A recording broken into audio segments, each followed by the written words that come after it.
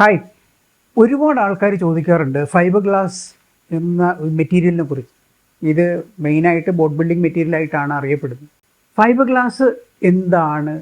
ഈ തടിയോ അലുമിനിയമോ അല്ലെങ്കിൽ ഇരുമ്പോ ആയിട്ട് കമ്പയർ ചെയ്യുമ്പോൾ ഫൈബർ ഗ്ലാസിൻ്റെ അഡ്വാൻറ്റേജ് എന്താണെന്ന് ഒരുപാട് പേര് ചോദിക്കാം.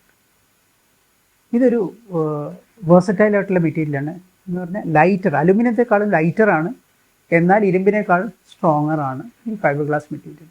അതുകൊണ്ട് തന്നെ ബോട്ട് ബിൽഡിങ്ങിന് കഴിഞ്ഞ ഒരു 50-60 വർഷമായിട്ട് ഒരുപാട് ലോകത്തെമ്പാടും വളരെ പോപ്പുലർ ആയിട്ടുള്ള ഒരു മെറ്റീരിയലാണ് ഫൈബർ ഗ്ലാസ്. അപ്പോൾ ഫൈബർ ഗ്ലാസ് കൊണ്ടുള്ള ഈ ബോട്ടുകൾ, അത് വള്ളമായിക്കൊള്ളട്ടെ, പവർ ബോട്ട് ആയിക്കോട്ടെ, ഈവൻ യാട്ടുകളായിക്കോട്ടെ, അതിനൊക്കെ ഈ പവർ ബോട്ട് അല്ലെങ്കിൽ യാട്ടുകൾക്കൊക്കെ ഒരു സ്റ്റാൻഡേർഡുകളുണ്ട്. കാരണം ഇങ്ങനെയുള്ള വലിയ വെസലുകൾ ഉണ്ടാക്കുമ്പം അതിൻ്റേതായിട്ടുള്ള ക്വാളിറ്റി, ഗുണമേന്മ ഉറപ്പാക്കാൻ വേണ്ടിയിട്ടുള്ള സ്റ്റാൻഡേർഡ്സ് ഉണ്ട്. അതിൻ്റെ സർട്ടിഫയിങ് ഏജൻസികളുണ്ട്. അവരിൽ കൂടെ ചെയ്യുന്നത് കൊണ്ട് അതെപ്പോഴും അതിൻ്റെയൊക്കെ മിനിമം സ്റ്റാൻഡേർഡ് മെയിൻറ്റെയിൻ ചെയ്ത് പോകും.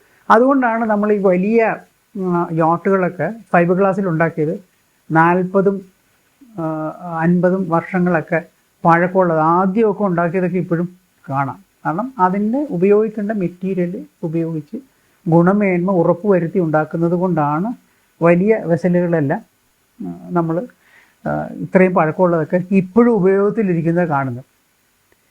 നേരത്തെ പറഞ്ഞ പോലെ ഇപ്പോൾ നമ്മൾ തടി വാങ്ങിക്കുകയാണെങ്കിൽ, സാധാരണ മരം വാങ്ങിക്കുമ്പം നമ്മൾ പോകുന്നത് തടി മില്ലിലോട്ട് നമ്മൾ കൂട്ടിക്കൊണ്ടു പോകുന്ന മരത്തിനെ കുറിച്ച് അറിയാവുന്ന ഒരാളെ കൂടെ കൂട്ടിയിട്ടായിരിക്കും പോവുക, അല്ലെ മരത്തിനെ കുറിച്ച് അറിയാവുന്ന ആളായിരിക്കും പോവുക. അപ്പോൾ അവിടെ ചെല്ലുമ്പോൾ അറിയാം. ഇപ്പോൾ തേക്ക് തടി ആണെങ്കിൽ നമ്മൾ ലോകമെമ്പാടും ഏറ്റവും പ്രശസ്തമാണ് നിലമ്പൂർ തേക്ക്. അത് കാണുമ്പോൾ അറിയാം, അത് അവർക്കറിയാം എവിടെ നിന്നാണെന്നുള്ളത്.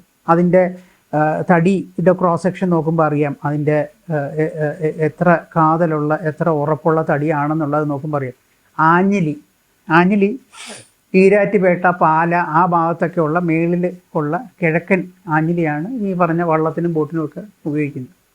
അതിനും കാരണങ്ങളുണ്ട്. കാരണം ആ ഭാഗത്ത് വെള്ളം കുറവായതുകൊണ്ട്, അവിടെ കുന്നും പ്രദേശങ്ങളിൽ നിൽക്കുന്ന മരമായതുകൊണ്ട് അത് പതുക്കെ വളരുള്ളൂ. താഴത്ത് ഇവിടെയൊക്കെ ഈ പ്രതലങ്ങളിൽ, സമപ്രതലം ഈങ്ങളിൽ ഉണ്ടാകുന്ന ആഞ്ഞിലി പെട്ടെന്ന് കയറി വണ്ണം വയ്ക്കും. അതിന് ബലക്കുറവാണ്. അത് വണ്ണം കുറവാണ്, പക്ഷെ ബലം കൂടുതലാണ്. അപ്പം അങ്ങനെ അലൂമിനിയം നമ്മൾ വാങ്ങിക്കുമ്പം മറൈൻ ഗ്രേഡ് അലൂമിനിയം എന്ന് പറഞ്ഞാൽ മറൈൻ ഗ്രേഡ് അലൂമിനിയം ഫാക്ടറിയിൽ ഉണ്ടാക്കിയിട്ട് കിട്ടുന്നതാണ് അലൂമിനിയം.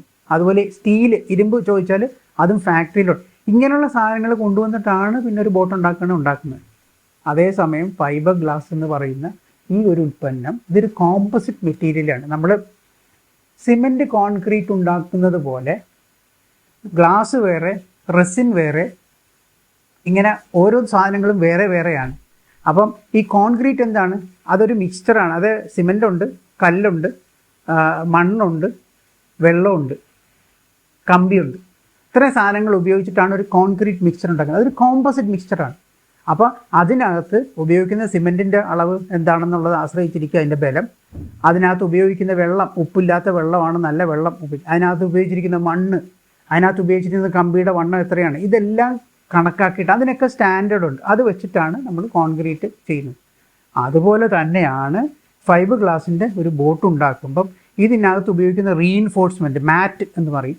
ആ ഫൈബർ ഗ്ലാസ് മാറ്റ്, അത് പല ടൈപ്പ് ഓഫ് മാറ്റുകളുണ്ട്. അത് സ്പെസിഫൈ ചെയ്തിട്ടുണ്ട്. അതിന് വേൾഡ് സ്റ്റാൻഡേർഡ് ഉണ്ട്, ISO സ്റ്റാൻഡേർഡ്സ് ഉണ്ട്. ഓരോ ടൈപ്പ് ഓഫ് ബോട്ടിന് എത്ര റീഇൻഫോഴ്സ്മെൻറ്റ് വേണം, അതിൻ്റെ അപ്ലിക്കേഷൻ അനുസരിച്ചിട്ടുള്ള അതിൻ്റെ കാൽക്കുലേഷനുണ്ട്. അതിൻ്റെ ആ കണക്കുകൾ ഉപയോഗിച്ചിട്ട് വേണം നമ്മൾ ഉപയോഗിക്കാൻ. അപ്പോൾ അതുപോലെ ഫൈബർ ഗ്ലാസിൻ്റെ പോലെ തന്നെ റെസിൻ, ഇതിനെ യോജിപ്പിക്കുന്ന റെസിൻ, അത് പല ടൈപ്പുണ്ട്. ജനറൽ പർപ്പസ് റെസിൻ ഉണ്ട്, പിന്നെ ഐസോതാലിക് റെസിൻസ് ഉണ്ട്, വിനൈൽ എസ്റ്റർ ഉണ്ട്, ഇപ്പോക്സി ഉണ്ട്. അങ്ങനെ പല വിവിധ തരം റെസിനുകളുണ്ട്. അപ്പോൾ നമ്മൾ ഏത് ഉപയോഗത്തിനാണ് ഒരു ഉൽപ്പന്നം ഉണ്ടാക്കുന്നത് എന്ന് പറഞ്ഞാൽ, കടലിലെ ഉപയോഗത്തിനാണെങ്കിൽ അതനുസരിച്ചിട്ടുള്ള റീഇൻഫോഴ്സ്മെൻറ്റ്. ഇതിൻ്റെ നേരത്തെ പറഞ്ഞു, ഈ അലുമിനിയം ആണെങ്കിലും തടിയാണെങ്കിലും ഇരുമ്പാണെങ്കിലും ഒക്കെ നമ്മൾ വാങ്ങിക്കുമ്പം ഗുണമേന്മ ഉറപ്പാക്കിയിട്ടാണ് നമ്മൾ വാങ്ങിക്കുന്നത്. എന്നാൽ ഫൈബർ ഗ്ലാസ് എന്ന് പറയുന്ന ഈ ഒരു പ്രോഡക്റ്റ് നമ്മൾ സിമൻറ്റ് കോൺക്രീറ്റ് ഉണ്ടാക്കുന്നത് പോലെ നമ്മൾ ആ സ്ഥലത്ത് എവിടെയാണോ ഉണ്ടാക്കുന്നത് ആ ഫാക്ടറിയിലാണ് അത് ഉണ്ടാക്കിയെടുക്കുന്നത്. അതുകൊണ്ട് ഇത് ലാമിനേഷൻ കഴിഞ്ഞാൽ, മറ്റേ കോൺക്രീറ്റിൻ്റെ കാര്യം പറയുന്നത് പോലെ ലാമിനേഷൻ കഴിഞ്ഞാൽ ഇതിനകത്ത് എന്താണ് എന്നുള്ളത് ആർക്കും അറിയില്ല, കാണുമ്പോൾ എല്ലാം ഒരുപോലെ ഇരിക്കും. അവിടെയാണ് പലപ്പോഴും ഈ പറഞ്ഞ 40-50 കൊല്ലങ്ങൾ മുമ്പുണ്ടാക്കിയ വലിയ ബോട്ടുകൾ നിലനിൽക്കുമ്പോൾ ചെറിയ ബോട്ടുകൾ നിലനിൽക്കാത്തത്. കാരണം ഈ വഞ്ചികൾ പോലുള്ള ചെറിയ വഞ്ചികൾ, ഇപ്പോൾ 2 പേരോ 3 പേരോ 5 പേരോ ഒക്കെ പോകുന്ന വഞ്ചികൾ, അതുപോലുള്ള ഇൻസ്പെക്ഷനും സർട്ടിഫിക്കേഷനും വേണ്ടാത്തതായിട്ടുള്ള ചെറിയ സാധനങ്ങൾ ഉണ്ടാക്കുമ്പോൾ അവിടെ വരുന്ന ഒരു ഫാക്ടർ എന്ന് പറയുന്നത് വിലയാണ്. ഇപ്പോൾ നന്നായിട്ട് എല്ലാ മെറ്റീരിയലും ഉപയോഗിച്ചിട്ട് കൃത്യമായിട്ട് ഒരു വഞ്ചി ഉണ്ടാക്കുകയാണ്. അതിനെ ആയുസ് എന്ന് പറയുന്നത് ഈ പറഞ്ഞ പോലെ 25-30 കൊല്ലം അതിന് മേളിലും ഒക്കെ കിട്ടും കൃത്യമായിട്ട് ചെയ്താൽ. അതേസമയം അങ്ങനെ ഉണ്ടാക്കുന്ന ഒരു ഉദാഹരണം നമ്മൾ പറയാം, ഒരു 30,000 രൂപ വിലയുള്ള ഒരു വഞ്ചിയാണെങ്കിൽ, നന്നായിട്ടുണ്ടാക്കുമ്പോൾ 30,000 രൂപ വിലയുണ്ടെങ്കിൽ, അതിനകത്ത് ഈ റെസിൻ, ഇതിനകത്ത് ഉപയോഗിക്കുന്ന ഫൈബർ ഗ്ലാസ്, അതിനകത്ത് ഒരുപാട് കാര്യങ്ങളുണ്ട്. വില കുറച്ച് വാങ്ങിക്കാൻ പറ്റുന്ന പല സാഹചര്യങ്ങളും ഉണ്ട്. അല്ലെങ്കിൽ ഇപ്പോൾ ഈ റെസിനൊക്കെ പല വിലയുടേതുണ്ട്. അപ്പോൾ കുറഞ്ഞ വിലയുടെ ജനറൽ പർപ്പസിനുള്ള സാധനങ്ങൾ വാങ്ങിച്ചിട്ട് ഇത് ഉപയോഗിച്ച് ഉണ്ടാക്കി കഴിഞ്ഞാൽ കാണുമ്പോൾ എല്ലാം ഒരുപോലെ ഇരിക്കും. എന്നാൽ അതിൻ്റെ ഗുണമേന്മ അല്ലെങ്കിൽ ഈട് നിൽപ്പൊക്കെ വളരെയധികം കുറയും. ഒരു 4 കൊല്ലം 5 കൊല്ലം ഒക്കെ കഴിയുമ്പോൾ ഇതിനകത്ത് പല അപാകതകളും കണ്ടുവരും. പിന്നെ റിപ്പയർ ചെയ്താലും നമുക്ക് നിൽക്കാൻ പറ്റില്ല.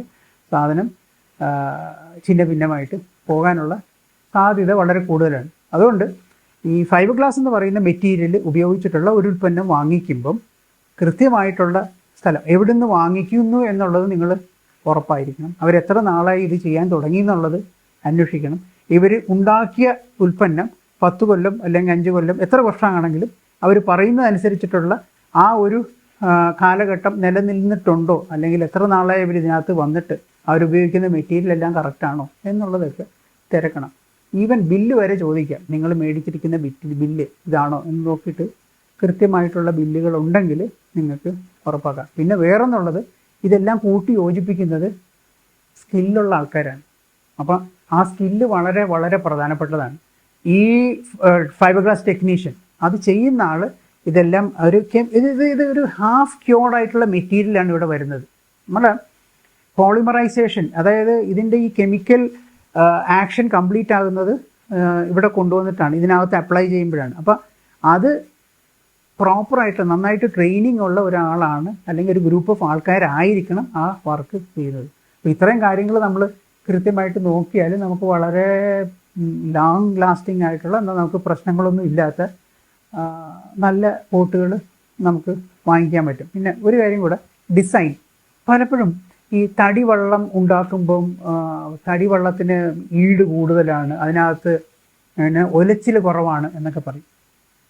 അത് പറ്റുന്നത് അത് ഡിസൈൻ കറക്റ്റ് അല്ലാത്തതുകൊണ്ടാണ്. കാരണം ഫൈബർ ഗ്ലാസ് എന്ന് പറയുന്ന മെറ്റീരിയൽ ലൈറ്റാണ്. അപ്പോൾ ഒരു ലൈറ്റർ മെറ്റീരിയൽ ഉപയോഗിച്ചുണ്ടാക്കുമ്പോൾ ആ ഡിസൈനിൽ മാറ്റം വരുത്തണം. ഫൈബർ ഗ്ലാസിൻ്റെ ലൈറ്റർ മെറ്റീരിയലിന് വേണ്ടിയിട്ടുള്ള ഒരു ഡിസൈൻ, അവിടെയാണ് ഒരു നേവൽ ആർക്കിടെക്ചറിൻ്റെ ആപ്ലിക്കേഷൻ വരുന്നത്. അപ്പോൾ പ്രോപ്പറായിട്ട് ഡിസൈൻ ചെയ്ത ഒരു ക്യാനോ ആണെന്നുണ്ടെങ്കിൽ, വെള്ളമാണെങ്കിൽ അത് ലൈറ്റ് ആയിരിക്കും, പക്ഷെ വളരെ സ്റ്റേബിൾ ആയിരിക്കും, മറ്റേനേക്കാളും എഫിഷ്യൻ്റ് ആയിരിക്കും. അതാണ് ഫൈബർ ഗ്ലാസിൻ്റെ ഏറ്റവും വലിയ ഗുണം. ഡിസൈൻ വളരെ ഇമ്പോർട്ടൻ്റ് ആണ്. ഡിസൈൻ കൃത്യമായിരിക്കണം.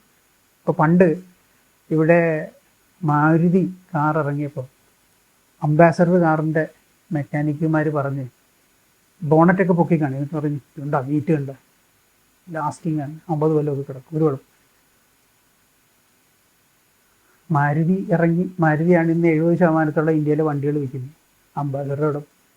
അതുകൊണ്ട് ഈ ഈട് നിൽപ്പും ഗുണമേന്മയും എന്നൊക്കെ പറയുന്നത് അത് എങ്ങനെ എൻജിനീയർ ചെയ്തു എന്നുള്ളതിനെ ആശ്രയിച്ചായിരിക്കും. കറക്റ്റായിട്ട് എൻജിനീയർ ചെയ്ത് കൃത്യമായിട്ടുള്ള മെറ്റീരിയൽ ഉപയോഗിച്ച് ഉണ്ടാക്കി കഴിഞ്ഞാൽ അത് ലാസ്റ്റ് ചെയ്യും എന്നുള്ളതിൽ യാതൊരു സംശയമില്ല. ഇത്രയാണ് ഫൈബർ ഗ്ലാസ് എന്ന ഒരു ഉൽപ്പന്നത്തിനെക്കുറിച്ച് എനിക്ക് പറയാനുള്ളത്. ഫൈബർ ഗ്ലാസ് കാനോ, ഫൈബർ ഗ്ലാസ് ബോട്ടുകൾ ഒക്കെ നിങ്ങൾ വാങ്ങിക്കുമ്പം ഈ കാര്യങ്ങൾ ശ്രദ്ധിച്ചാൽ വളരെ നാൾ ഈട് നിൽക്കുന്ന ഉൽപ്പന്നം നിങ്ങൾക്ക് വാങ്ങിക്കാൻ സാധിക്കും. Thank you.